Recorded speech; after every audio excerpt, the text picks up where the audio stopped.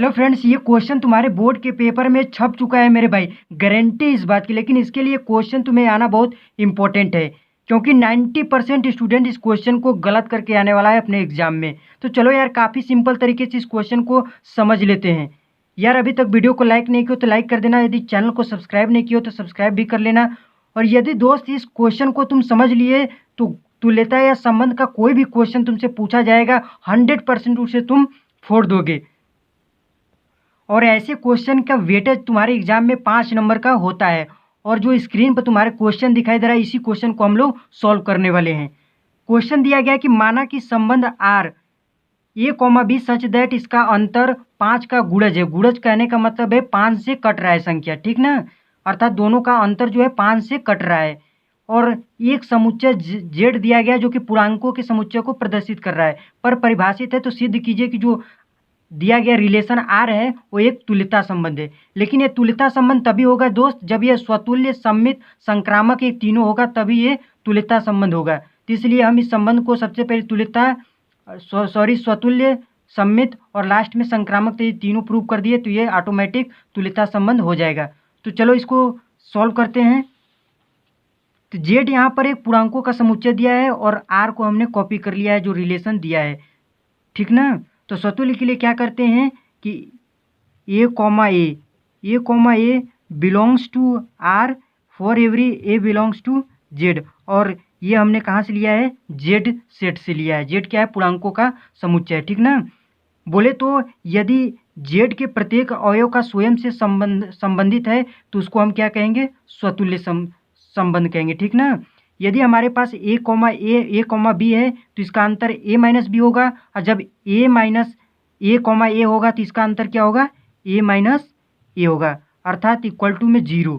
तो 0 5 का गुणज होगा, अर्थात 5 से कटेगा कि नहीं। तो तुम्हारा आंसर होगा कि भैया 0 5 से ही नहीं बल्कि हर एक संख्या से कटेगा। तो यहाँ पर हम लिख सकते हैं कि 0 5 का गुणज है, ठीक ना। लिख देना 5 का गुणज है, ठीक ना। ओके, गुणज है। ये बात क्या है? आपका ट्रू है। तो लिख दें यहाँ पर सत्य है, क्योंकि 0 क्या है? 5 का गुणज है, अर्थात 5 से कट रहा है। तो जब ये बात ट्रू है तो हम लिखेंगे कि जो संबंध है ये क्या है? स्वतुल्य है। क्या है? स्वतुल्य है।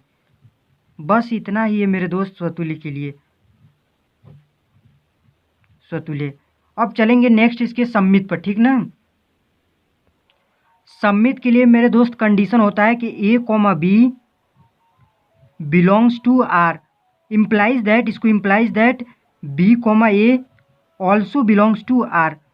बोले तो यदि ए कॉमा बी रिलेशन में है तो इसका अपोजिट बी कॉमा ए भी रिलेशन में होना चाहिए, तभी जाकर ये क्या होगा? संबंध सम्मित होगा, ठीक ना। और for every A comma b कहाँ से है? Belongs to Z. जेड क्या है? आपका पूर्णांकों का समुच्चय, ठीक ना। तो जब ए कॉमा बी है तो इसका अंतर क्या होगा? ए माइनस बी होगा। और ए माइनस बी आपका ऑलरेडी दिया हुआ है कि 5 का गुणज है, ठीक ना। 5 का गुणज है, 5 का गुणज है। सिंपल है मेरे दोस्त, बस समझते जाइए। यदि ए कॉमा बी है तो इसका अंतर ए माइनस बी जो कि 5 का गुणज है, तो बी माइनस ए भी 5 का गुणज होगा। कैसे होगा? आइए आपको एग्जाम्पल के थ्रू समझाते हैं। यदि 10 माइनस 5 करते हैं तो इसका अंतर कितना आता है? 5 आएगा। आएगा कि नहीं? 5, ये 5 से कट रहा है ये। लेकिन इसकी यदि पोजीशन को चेंज कर दें, पहले 5 कर दें बाद में 10 कर देंगे तो कितना अंतर होगा? -5। अब भी 5 से ये कट रहा है, केवल अंतर कितना का है? साइन का है कि नहीं। तो ठीक इसी प्रकार बी कोमा ए करेंगे तो इसका अंतर होगा बी माइनस ए, और ए भी 5 से कटेगा, भी 5 का गुणज होगा। आई होप कि आपको समझ में आ गया होगा कि बी माइनस ए भी 5 का गुणज कैसे है। क्योंकि ए माइनस बी कर रहे हैं तो 5 का गुणज है, तो बी माइनस ए भी करेंगे तो 5 का गुणज होगा। बस अंतर कितना आएगा? साइन का आएगा, अभी भी 5 से कटेगा, ठीक ना। और ये बात हमारा क्या है? ट्रू है। यहाँ पर लिख देंगे कि सत्य है। जब ये बात हमारा सत्य हो गया तो ये हमारा संबंध भी क्या है? सम्मित है, ठीक ना। तो लिखेंगे संबंध सम्मित है। बस इतना ही आपको लिखते रहना है दोस्त। काफ़ी सिंपल है, बस आपको तरीका नहीं मालूम होता है इसलिए टफ लगता है, ठीक ना। सम्मित है, ठीक ना। इस तरह हम सम्मित भी इसको प्रूव कर दिए, स्वतुल्य भी हो गया, सम्मित भी। यदि अंत में संक्रामक भी इसको सिद्ध कर देंगे तो ऑटोमेटिक तुल्यता संबंध हो जाएगा आपका, ठीक ना। और दोस्त मैंने बताया था ना कि यदि ये क्वेश्चन आप समझ लेंगे तो कोई भी क्वेश्चन सिद्ध करने वाला संबंध का आएगा आप उसको 100% फोड़ देंगे, ठीक ना। तो इसके लिए आपको क्या करना है कि ये वाला जो स्टेटमेंट है सम्मित के लिए हमेशा हर बार हर क्वेश्चन में एवरी क्वेश्चन में लिखना है, बस ये वाला चीज़ें आपको क्वेश्चन के अकॉर्डिंग लिखना है, ठीक ना। और इसी प्रकार स्वतुल्य में भी ये वाला स्टेटमेंट आपको ये वाला कंडीशन हमेशा लिखना है, और ये वाला जो है क्वेश्चन के अनुसार अकॉर्डिंग जो क्वेश्चन रहेगा उसी के अनुसार इस ये वाला कथन आपको लिखना है, ठीक ना। अब चलिए लास्ट चेक करते हैं संक्रामक को। संक्रामक के लिए कंडीशन होता है कि यदि ए कॉमा बी बिलोंग कर रहा है आर से and B comma C belongs to R, तो इम्प्लाइज दैट इसका प्रथम और इसका लास्ट बोले तो A comma C also belong to R होना चाहिए।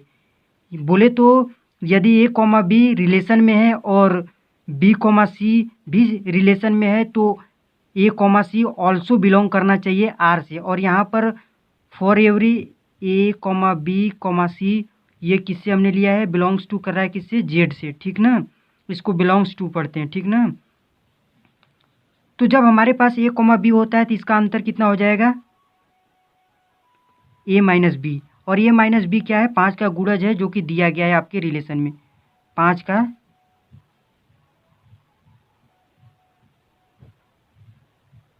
गुणज है। और जब बी माइनस सी होगा, बी कॉमा सी होगा तो इसका अंतर क्या होगा, बी माइनस सी।